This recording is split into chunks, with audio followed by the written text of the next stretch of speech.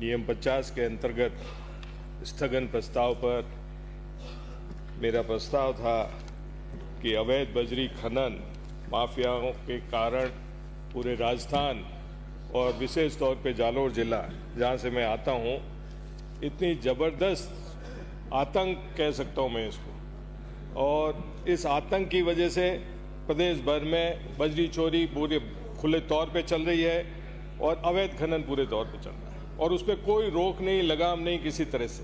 मैं तो खुले तौर पे कहता हूँ कि इसमें पुलिस और प्रशासन, अच्छे लोग भी हैं पुलिस प्रशासन में, पर इतने खुले तौर पे इनका सहयोग कर रहे हैं कि हालात खराब है। आज जालोर जिले में आपने देखा होगा, अभी नदी आई और नदी आते ही इतने विशाल खड्डे बने हुए हैं कि उन खड्डों के अंदर जगह जगह मौतें हुई। 6 लोग तो हमारे मुख्य सचेतक जी के एरिया में ही डूब के मर गए और एक ही साथ एक ही परिवार के लोग। तो ऐसे हालात क्यों पैदा हुए? क्योंकि हमने खुले तौर पे बजरी माफिया के खिलाफ किसी तरह की कोई कार्रवाई नहीं की। बजरी माफियाओं को किसी तरह की कोई रोक नहीं है।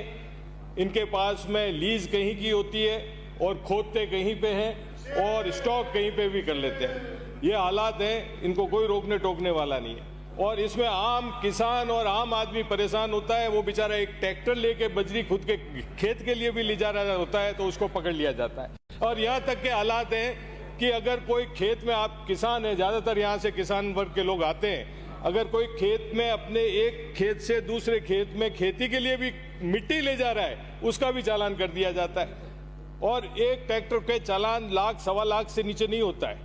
तो मैं आपके मार्फत अध्यक्ष महोदय ये ध्यान आकर्षित करना चाहूँगा कि इस तरफ कोई कंट्रोल किया जाए।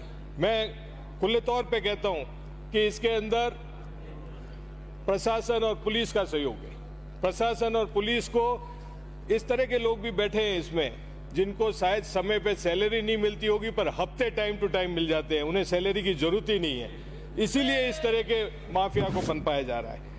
मैं आपके मार्फत ये कहना चाहूँगा कि इसका पता लगाया जाए।